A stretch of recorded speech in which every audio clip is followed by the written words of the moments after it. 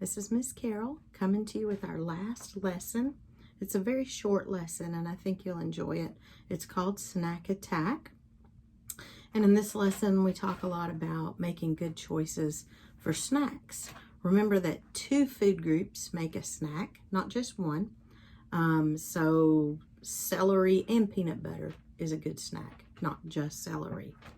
Or a whole grain makes a really great snack, some whole grain crackers and cheese.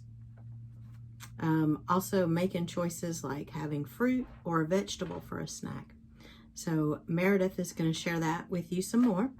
And I hope you've enjoyed the 6 lessons. And I would love to hear from you if you have tried any of the recipes. And remember, we have 4-H here in Macon County. And Miss Green can share that information with you about joining 4-H. This summer we have shooting sports and cooking clubs and a gardening club that will be going on over the summer. All right, hope you're doing great. Get out and be active, and I hope to see you next year. Hey everyone, it's Meredith, Expanded Food and Nutrition Education Program Educator with North Carolina Cooperative Extension in Guilford County. This is Lesson 6 of Teen Cuisine, the final lesson, Snack Attack. Today we'll talk about snacks that can be high in salt, fat, and added sugars, a yummy and easy snack recipe, and how to fight bacteria in the kitchen. Snacks can be very good hiding places for salt, fat, and added sugars. Snack foods that are high in these usually have empty calories. Do you know what those are? Foods that have empty calories are very high in calories, but are not filling and offer very little for our bodies in terms of nutrients. So you keep eating the food and all of those calories because it doesn't fill you up. There are daily limits for sodium, fat, and added sugars.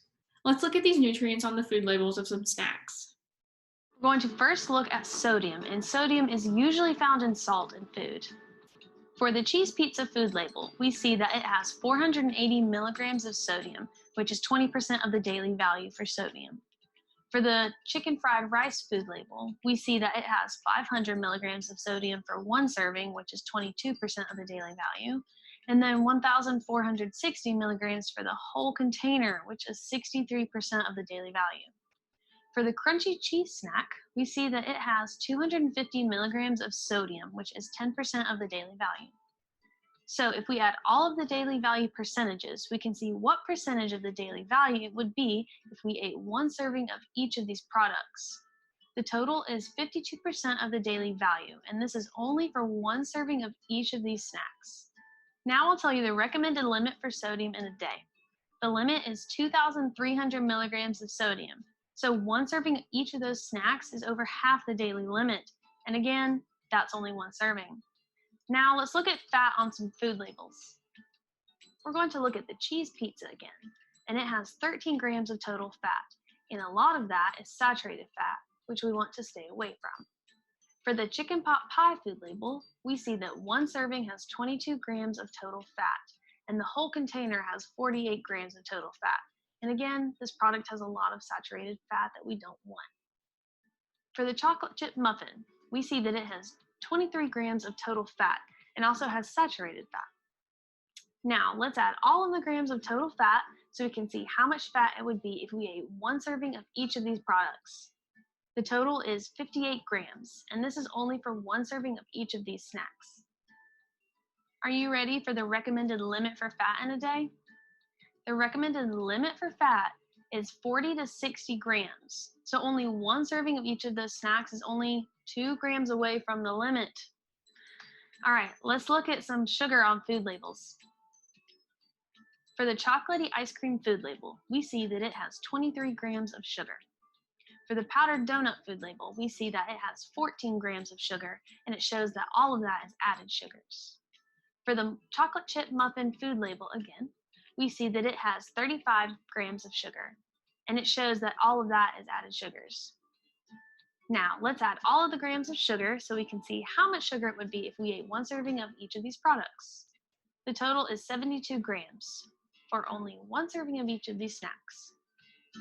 Now for the recommended limit for sugar in a day. The recommended limit is 24 to 36 grams of sugar. So the 72 grams of sugar from the snacks are way over the limit.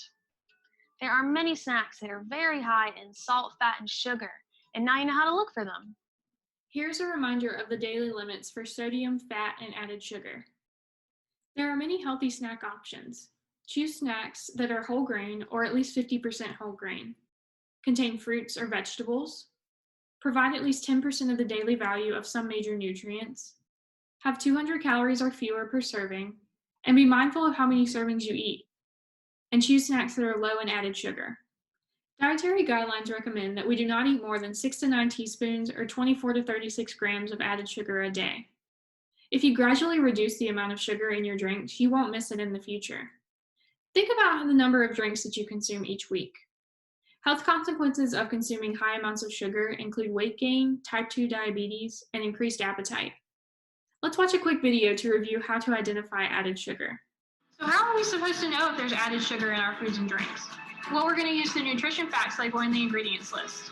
These are both tools to help us make the healthiest choices. The nutrition facts label now includes a section for added sugars. A quick glance here can help us determine if a product has any added sugars.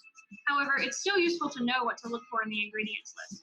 So to identify added sugars from the ingredients list, we're going to look for the words sugar, OSE words like dextrose, maltose, and sucrose. These are all chemical names for some sugars. And we're also going to look for syrups, honey, and molasses. Let's practice adding up our added sugar. For breakfast, I had 1 Pop-Tart pouch, or 2 Pop-Tarts, and a glass of chocolate milk.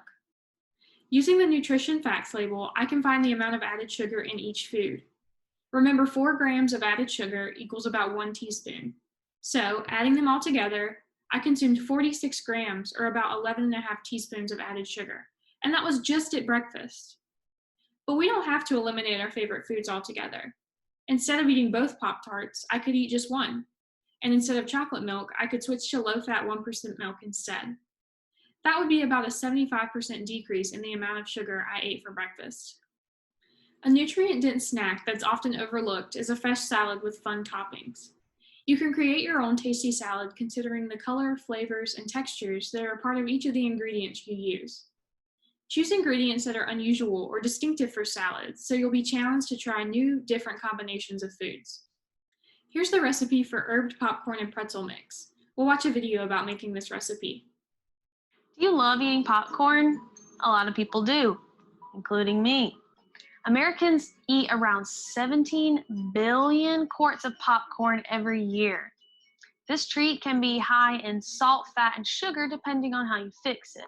But today I have a healthy version of a popcorn mix for you that is low in all 3 of these. This is called herbed popcorn and pretzel mix. The recipe is made for 16 servings, but there is no way I can eat that much and I don't want to waste. So today we're going to scale this recipe, which means we're going to adjust the ingredient quantities. We're going to make half of this recipe, so let's do some math.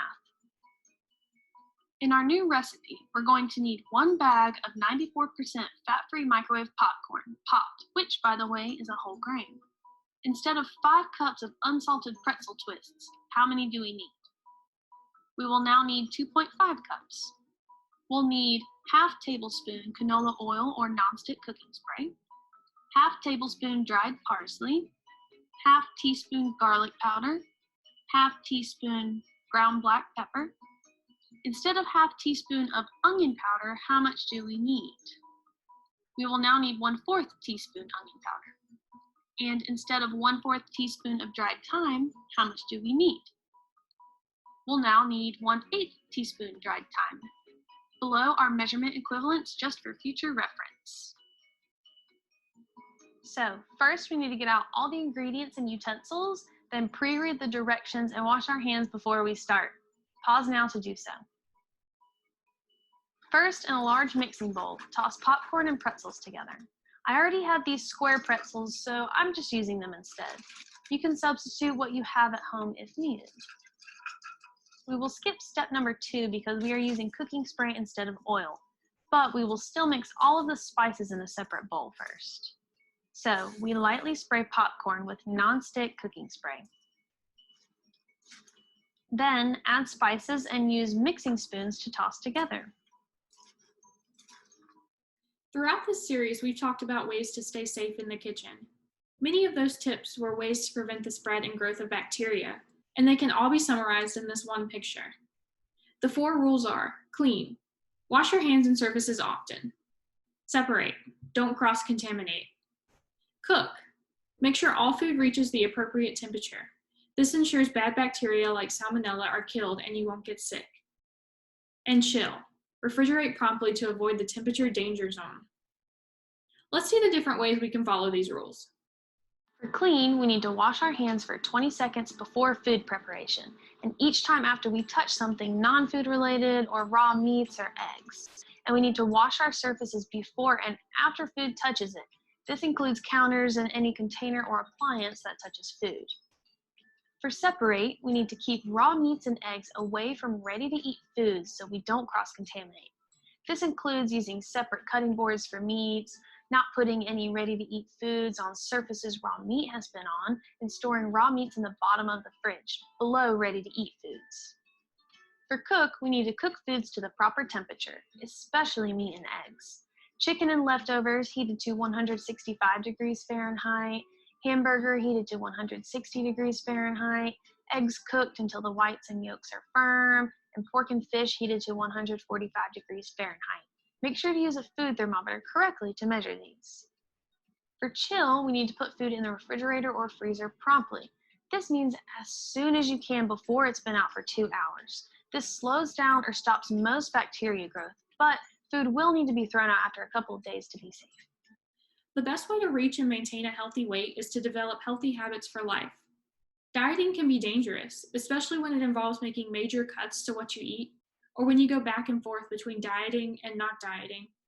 Here are 5 tips for healthy weight. Number 1, exercise.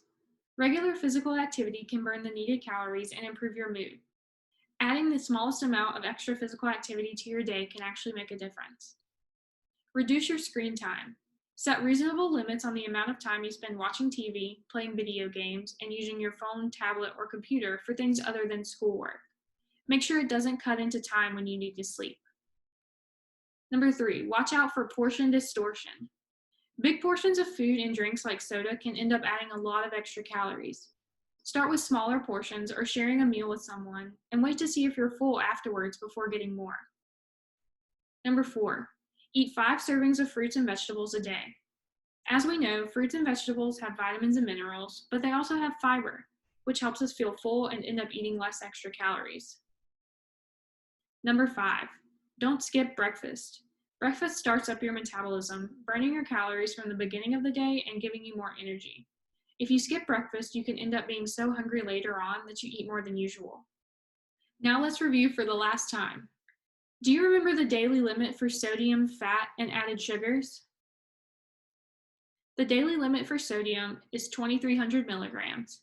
The daily limit for fat is 40 to 60 grams. And the daily limit for added sugars is 24 to 36 grams. What are things that we want to look for in snacks? We want to look for whole grains, fruits, vegetables, 10% or more of major nutrients, 200 calories or less per serving, and snacks that are low in added sugars. What are the 4 rules for fighting bacteria? We want to clean, separate, cook, and chill. What are the 5 tips for healthy weight? Exercise, reduce screen time, watch out for portion distortion, 5 servings of fruits and veggies, and don't skip breakfast. Thank you for joining me for Teen Cuisine. I hope you're inspired to make healthy changes for life. Don't forget to fill out the post-series evaluation for me so I know how well I'm doing.